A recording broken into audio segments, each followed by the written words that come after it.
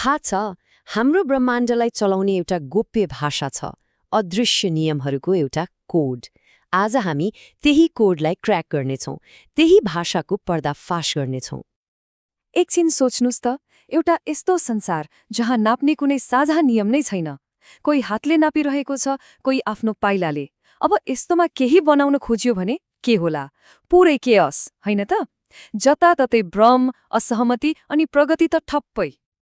अनि यो कुनै काल्पनिक समस्या मात्रै होइन नि। इतिहासमा त वैज्ञानिक समुदायहरू यही अराजकतासँग जुधिरहेका थिए। उनीहरूसँग ज्ञान थियो, तर त्यो ज्ञानलाई विश्वभरि साझा गर्ने कुनै एउटै माध्यमै थिएन। त्यति बेला सिजिएस, एफपिएस, एमकेएस जस्ता अनेकौं प्रणालीहरू चलनमा थिए। अब सोच्नुहोस् त, एउटा देशको वैज्ञानिकले गरेको अनुसन्धान अर्को देशको वैज्ञानिकले बुझ्नै नसक्ने अवस्था।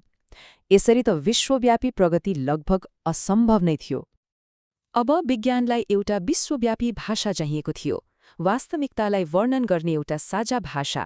यस्तो भाषा जसले गर्दा पेरिसमा भएको खोजलाई टोकियोको वैज्ञानिकले पनि सजिलैसँग बुझ्न सकोस्। अनि हो, यही नेर समाधान आयो, त्यो विश्वव्यापी भाषा जसले विज्ञानमा क्रान्ति नै ल्याइदियो। एसआई अर्थात् एकाइहरूको अन्तर्राष्ट्रिय प्रणाली। यो विज्ञानको लागि साँच्चीकै एउटा ऐतिहासिक क्षण थियो। सन् 1971मा संसारभरका देशहरू एउटा साझा प्रणालीमा सहमत भए।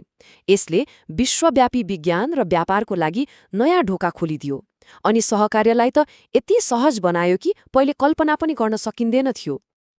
यी 7 आधारभूत एकाइहरूलाई वास्तविकताको वर्णमाला जस्तै सम्झनुहोस् न। लम्बाइको लागि मिटर, पिण्डको लागि किलोग्राम, समयको लागि सेकेन्ड। ब्रह्माण्डमा हामीले नाप्न सक्ने अरू जे जति कुरा छन्, ती सबै यिनै 7 अक्षरहरू मिलेर बनेका शब्दहरू जस्तै हुन्।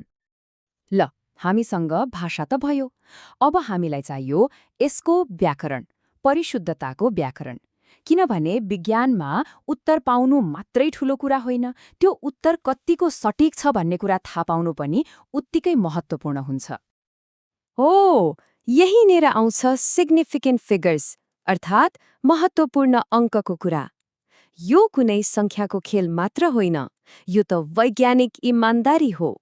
यसले के भन्छ भने, हेर, मैले यतिसम्म मात्रै सटिक रूपमा नाप्न सके, त्यसभन्दा बढी होइन। अब यसका केही सरल तर एकदमै शक्तिशाली नियमहरू छन्।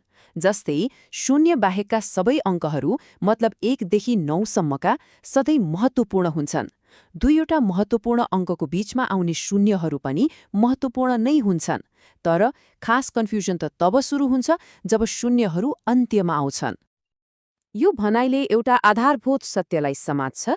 परिशुद्धता भनेको नापमा हुन्छ, त्यो नापलाई व्यक्त गर्न प्रयोग गरिने एकाइमा होइन। सोच्नुहोस् न, एउटा टेबलको लम्बाइ मिटरमा नाप्दा जति सटिक छ, त्यसलाई मिलिमिटरमा बदल्दा पनि त त्यति नै सटिक हुनु पर्यो नि, होइन र? तर यहाँ एउटा समस्या आइपर्छ। ल हेर्नुहोस् है, 4.700 मिटरमा 4वटा महत्त्वपूर्ण अङ्क छन्। अब यसलाई मिलिमिटरमा बदल्दा 4700 हुन्छ। तर नियमअनुसार हेर्ने हो भने यसमा त 2वटा मात्र महत्त्वपूर्ण अङ्क देखियो। यो त गडबड भयो। एकाइ बदल्दैमा परिशुद्धता कसरी घट्न सक्छ? यो त मिल्ने कुरा भएन। यसको समाधान हो साइन्टिफिक नोटेसन। जब हामी 4700लाई 4.700 × 10³ मिलिमिटर भनेर लेख्छौं, सबै भ्रम हट्छ। अब एकदमै स्पष्ट छ कि यहाँ 4वटा महत्त्वपूर्ण अङ्क छन् र हाम्रो परिशुद्धता पनि जोग्यो। ल, अब हामीसँग एकाइ पनि छ, परिशुद्धताको प्रणाली पनि छ। अब हामी यिनै कुरामा आधारित एउटा अन्तिम तर एकदमै शक्तिशाली उपकरण प्रयोग गर्न सक्छौं। एउटा यस्तो उपकरण जसले भौतिक विज्ञानका समीकरणहरूमा लुकेका गल्तीहरू छन् कि छैनन् भनेर जाँच गर्छ। यसलाई भनिन्छ डाइमेन्सनल एनालिसिस र यो भौतिक विज्ञानका समीकरणहरूको लागि एउटा स्पेल चेकर्स जस्तै हो। यसको मुख्य सिद्धान्त एकदमै सरल छ, स्याउ र सुन्तला जोड्न मिल्दैन। अर्थात् भौतिक विज्ञानमा समान आयाम भएका परिमाणहरूलाई मात्र जोड्न वा घटाउन सकिन्छ। ल, स्पेल चेकरले कसरी काम गर्छ हेरौँ न त। हामी सबैले पढेको गतिको यो प्रसिद्ध समीकरणलाई जाँच गरौँ र हेरौँ कि यो आयामिक रूपमा सही छ कि छैन। ल, यसलाई टुक्राएर हेरौँ है। समीकरणको बायाँतिर छ x, जुन दूरी हो, त्यसैले यसको आयाम भयो l। अब दायाँतिर हेरौँ, पहिलो पद x0 पनि दूरी नै हो, त्यसैले यसको आयाम पनि L भयो। ठिक छ, दोस्रो पद B0t को आयाम LT-1 लाई t ले गुणा गर्दा L नै हुन्छ। अनि तेस्रो पद 1/2 AT² को आयाम पनि LT-2 लाई t² ले गुणा गर्दा L नै आयो। देख्नुभयो, समीकरणको दायाँ र बायाँ दुवैतिरका हरेक पदको आयाम लम्बाइ L नै छ। यसको मतलब के हो भने यो समीकरण आयामिक रूपमा सही छ। यसले हाम्रो जाँच पास गर्यो। तर एउटा कुरा याद राख्नुपर्छ, यो शक्तिशाली उपकरण त हो, तर यसको पनि एउटा सीमा छ। डाइमेन्सनल एनालिसिसले कुनै समीकरण गलत छ भनेर त ढुक्कैसँग भन्न सक्छ, तर यदि कुनै समीकरणले यो जाँच पास गर्यो भन्दैमा त्यो 100% सही छ भन्ने ग्यारेन्टी चाहिँ हुँदैन, किनभने यसले समीकरणमा भएको 1/2 वा पाई जस्ता आयाममा रहित स्थिराङ्कहरूलाई देख्न सक्दैन।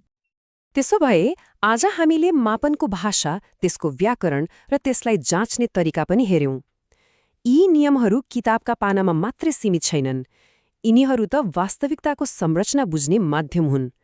यसले एउटा गहिरो प्रश्न जन्माउँछ, यदि यी नियमहरूले भौतिक संसारलाई यति सुन्दर ढङ्गले वर्णन गर्छन् भने वास्तविकताका अरू कस्ता कस्ता नियमहरू होलान् जुन हाम्रै आँखा अगाडि लुकेर बसेका छन् र हामीले पत्ता लगाउन बाँकी छ।